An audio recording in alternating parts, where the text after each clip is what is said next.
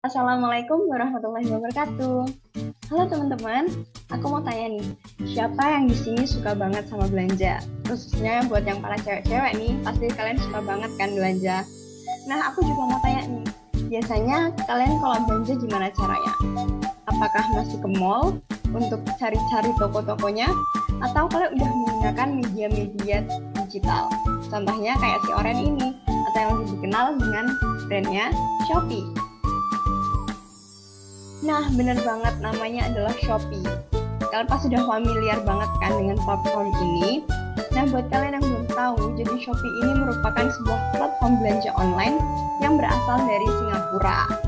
Nah, dengan platform ini memungkinkan para pelanggannya dapat melakukan transaksi jual beli secara online. Jadi mulai dari memilih produknya, melakukan pembayaran, memilih proses pengiriman barang, semuanya itu diatur dalam platform ini. Dan cara pakainya pun nggak repot, karena kalian nggak perlu keluar rumah, atau bahkan kalian nggak perlu bangkit dari kasur kalian. Kalian tinggal buka smartphone kalian, terus download aplikasi Shopee ini, dan juga kalian tinggal memilih kebutuhan kalian, dan barang yang kalian pesan akan datang dengan sendirinya ke rumah kalian. Dan semua ini bisa dibilang sangat-sangat praktis dan sangat-sangat mudah dilakukan. Nah, tapi di balik dampak positifnya tadi, ternyata Shopee ini juga memiliki dampak negatif. Ya, namanya apapun itu, pasti ada dampak negatif dan juga dampak positifnya. Nah, kira-kira apa ya dampak negatifnya? Nah, tapi sebelum kita bahas ke situ, aku mau jelasin dulu nih salah satu teori yang mungkin bakal berkaitan dengan pembahasan kita. Namanya adalah teori cutting edge, atau bahasa Indonesianya adalah teori efek samping. Nah, teori ini termasuk ke dalam teori iklan. Nah, ada salah satu tokoh yang mengatakan iklan dapat mengubah perilaku dari suatu budaya umum dan menuju budaya kelompok tertentu tanpa kita sadari.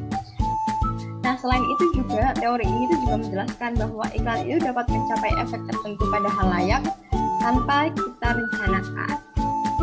Nah, kenapa sih teori ini digunakan dalam pembahasan ini? Sebelum ke situ, aku mau jelasin dulu nih beberapa manfaat yang bisa kita dapatkan dari platform Shopee. Nah, setidaknya berdasarkan hasil wawancara yang saya lakukan terhadap generasi Z yang ada di Yogyakarta, ada 5 nih manfaat yang mereka rasakan dari platform Shopee ini, yaitu yang pertama, kemudahan dalam berbelanja. Nah, seperti yang udah aku jabarkan tadi, cara berbelanja di Shopee ini benar-benar mudah dan praktis, karena mereka menyediakan banyak fitur-fitur, bahkan mereka juga menyediakan e-money atau dompet digital juga, sehingga penggunanya tidak perlu untuk transfer atau harus bayar cash, tapi mereka bisa melakukan pembayaran di dalam satu aplikasi atau satu platform ini. Bahkan fitur-fitur lainnya juga membantu proses transaksi ini, jadi benar-benar memberikan kemudahan dalam berbelanja. Selain itu, yang kedua, ada manfaatnya, yaitu menghemat pengeluaran. Kenapa menghemat pengeluaran? Karena dalam Shopee ini mereka menawarkan banyak sekali voucher-voucher cashback dan juga diskon. Dan dengan menggunakan voucher-voucher ini, para penggunanya itu dapat menghemat pengeluaran mereka. Contohnya nih, yang harusnya membeli baju dengan harga 100.000, ketika mereka menggunakan voucher setidaknya 50%, mereka bisa mendapatkan potongan harga sebanyak itu, dan mereka bisa menghemat pengeluaran mereka. Kemudian yang ketiga, sarana hiburan. Di platform Shopee ini mereka juga menyediakan fitur untuk games. Jadi para pengguna itu dapat berbelanja dan juga bermain games dalam satu platform. Nah, menurut beberapa narasumber juga, mereka itu sudah merasa terhibur ketika mereka bisa cuci mata melihat barang-barang atau produk-produk yang dijual di Shopee. Kemudian yang keempat, dapat mengabulkan harapan. Kenapa mengabulkan harapan? Karena di Shopee ini memiliki fitur yang bernama Shopee Pay Later. Nah, Shopee Pay Later ini memungkinkan para penggunanya dapat membeli suatu barang ketika mereka tidak memiliki uang, atau dalam bahasanya itu dipinjemin dulu nih uangnya sama pihak Shopee ini, dan mereka harus menggantinya di kemudian hari. Seperti itu. Jadi harapan mereka untuk membeli sesuatu ketika mereka nggak punya uang itu bisa terkabulkan karena adanya Shopee Pay Later ini. Kemudian manfaat yang kelima adalah sarana informasi. Dalam platform ini mereka memberikan informasi mengenai detail dari produk-produk tertentu. Selain itu mereka juga memiliki fitur live bagi para toko-tokonya, jadi mereka bisa membahas atau mendeskripsikan barang-barang yang dijual pada toko-toko yang tergabung dalam atau bekerja sama dengan Shopee.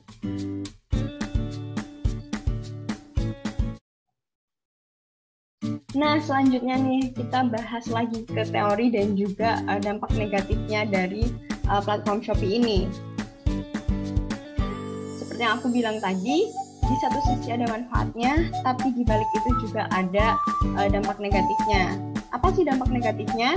Yang paling utama dirasakan oleh para narasumber generasi Z di Yogyakarta ini adalah munculnya gaya hidup konsumtif.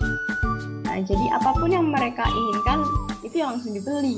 Apa yang mereka lihat langsung dibeli. Padahal yang mereka beli itu sebenarnya tidak perlu atau tidak benar-benar mereka perlukan.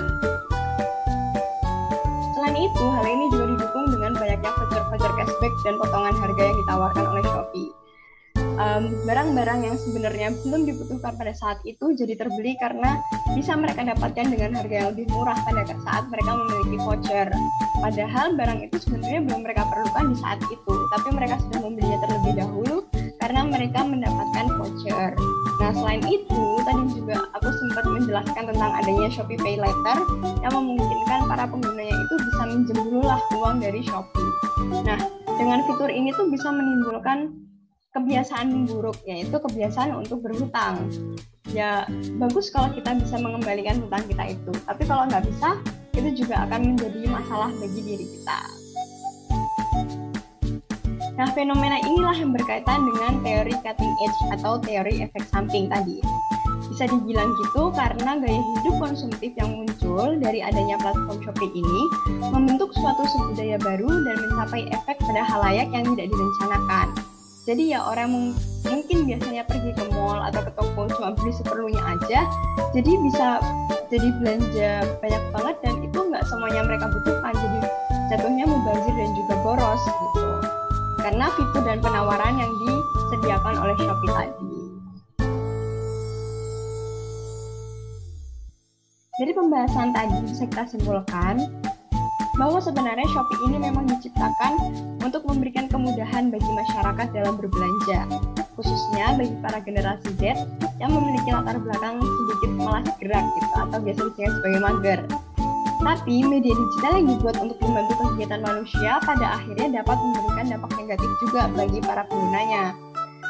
Nah, kita nih sebagai manusia yang memiliki akal dan juga pikiran tidak boleh selamanya bergantung dengan media-media digital ini.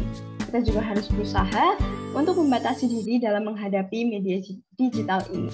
Hal ini perlu dilakukan agar media tersebut pada akhirnya tetap memberikan dampak positif bagi kita, memberikan manfaat bagi kita, tanpa kita mendapatkan efek samping tertentu dari adanya media tersebut, khususnya efek-efek yang buruk bagi diri kita. Nah, mungkin itu saja yang bisa saya sampaikan. Apabila ada kurang dan lebihnya, saya mohon maaf. Sekian dari saya. Wassalamualaikum warahmatullahi wabarakatuh.